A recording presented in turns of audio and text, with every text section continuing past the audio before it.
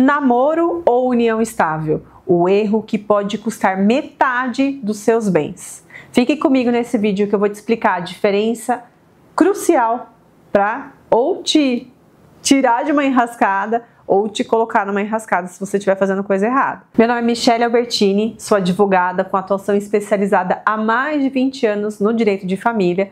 Se você quer ficar por dentro de conteúdos novos e de uma maneira leve, clara, me siga nas minhas redes sociais, eu tenho certeza que você vai gostar. Te vejo por lá, hein? Vamos ao tema. Você acha que você está apenas namorando, mas na justiça você pode estar vivendo em união estável. Eu já atendi ao longo da minha advocacia diversos clientes que achavam que estavam namorando, mas quando terminaram o relacionamento foram surpreendidos com uma ação de reconhecimento e dissolução de união estável. E aí a gente se viu tendo que provar que na verdade não, que era um namoro ali, que eles não tinham a intenção de constituir uma família, que era uma coisa casual. Olha, gente, é uma situação bem complicada, bem delicada, e às vezes na sutileza, ou a gente ganha o reconhecimento, ou a gente ganha a declaração que realmente era um namoro qualificado, que a justiça gosta de falar. Vem comigo que eu vou te trazer todos os critérios para a configuração da união estável. Segundo a lei, a união estável é uma convivência pública, contínua, duradoura e com a intenção de se constituir família. Esse que é o pulo do gato. Porque o namoro também é uma união pública, contínua e duradoura. Só que no namoro não tem esse requisito da constituição de família. Ele é postergado para o momento futuro. Naquele momento, durante o namoro, as partes não querem constituir família. Mas esse projeto é um projeto futuro. Então essa é a pequena diferença entre um namoro qualificado, que a doutrina chama assim, da união estável. Então qual que é o ponto de atenção? O ponto de atenção é justamente esse. A intenção de se constituir família. Porém, o tema família é um conceito tão abrangente. Você sabia que família pode ser só um casal, sem filhos? Pode ser considerado família.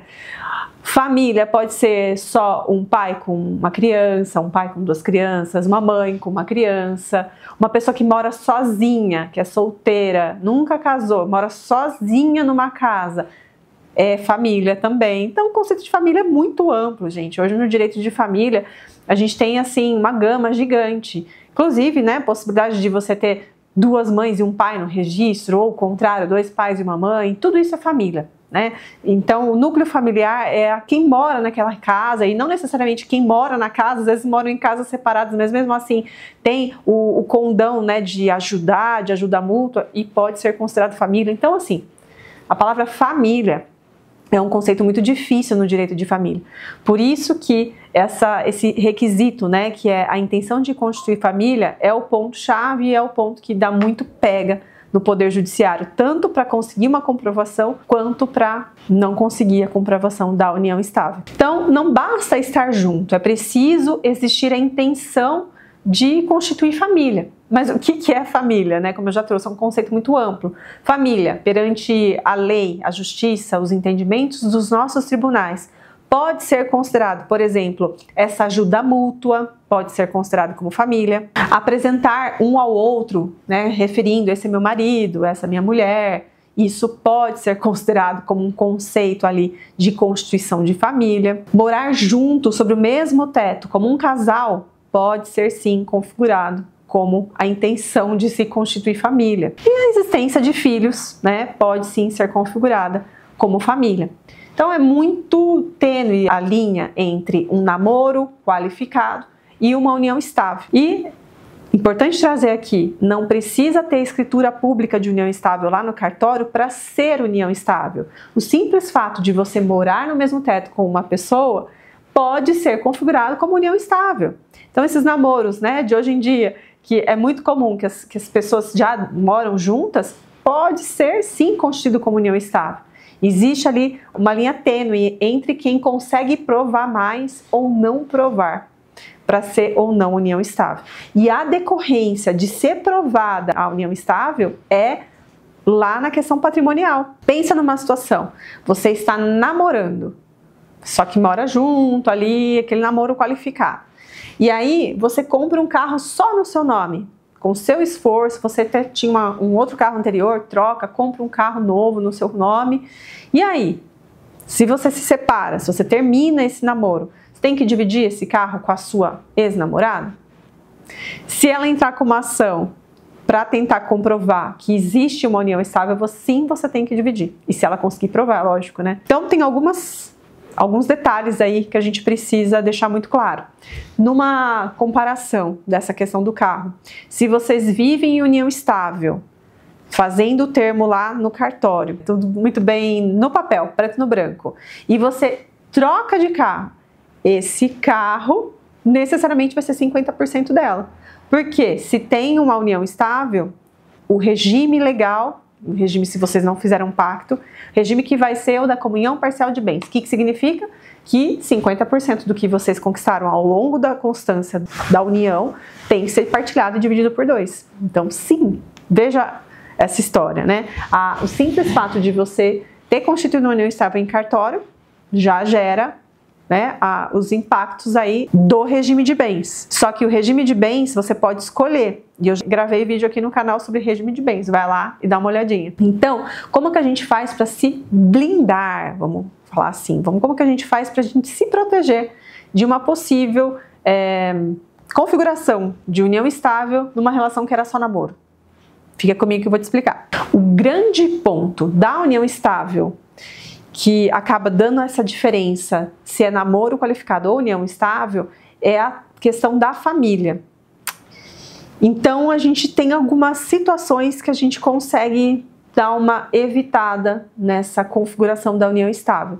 Mencionando, né, que era intenção do casal, sim, ter família, mas prorrogada para um evento futuro, após a conclusão da faculdade dela, após a conclusão, né, da pós-graduação por ele. Então, dá pra gente configurar nesse sentido. Em alguns casos, tá, gente? Isso é tudo muito peculiar. Cada caso é um caso. Cada situação a gente vai se debruçar e analisar o que envolve aí a situação. Eu já vi casos em que foi possível comprovar a união estável, e nesse lado, eu estava do lado de quem estava brigando por comprovar a união estável, por uma declaração da faxineira da casa do companheiro da minha cliente. Veja só, a gente arrolou a faxineira, que era uma testemunha lá da casa dele, e fiz uma pergunta assim que foi central. Perguntei, quando a minha cliente vai para casa do seu patrão, ela leva escova de dente, ela leva chinelo? Não, ela tem escova de dente e chinelo lá. E foi através desse ponto, embora eles residissem em apartamentos separados, foi através desse ponto que o juiz entendeu que existia sim uma união estável, já que ela tinha lá na casa dele pertences pessoais exclusivos de uso dela. Entende a gravidade disso, gente? Fica comigo que tem mais novidades aqui, tem mais pontos importantes. Os erros mais comuns que levam perante a justiça a comprovação de um namoro qualificado em união estável são os seguintes. Olha só, morar junto, embaixo do mesmo teto, sem um contrato de namoro registrado. Apresentar o parceiro publicamente como esposa, mulher, marido. Isso sim também ajuda na configuração de uma união estável.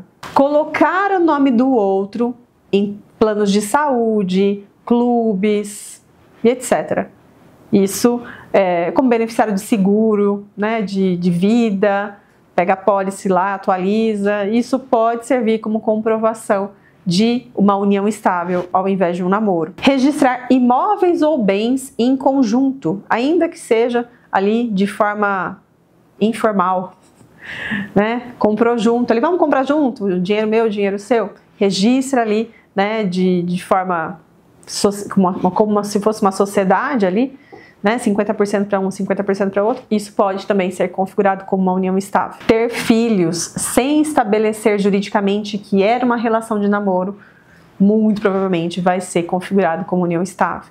E tem algumas coisas que as pessoas normalmente fazem que também acaba prejudicando ali, ou facilitando, depende do lado que você tá, mas para ser configurada a união estável, como por exemplo, transfere uma conta de cartão de crédito para o endereço do novo relacionamento.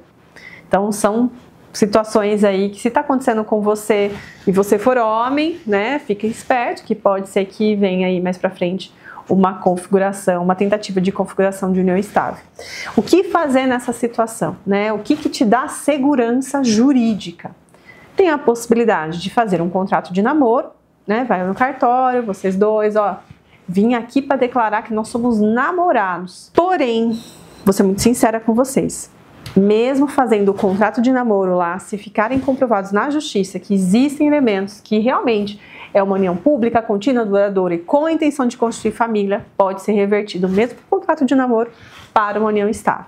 Então, tem uma outra solução, aparentemente mais eficaz, é fazer de uma vez a escritura de união estável no cartório e decidir ali que o regime é o da separação total de bens.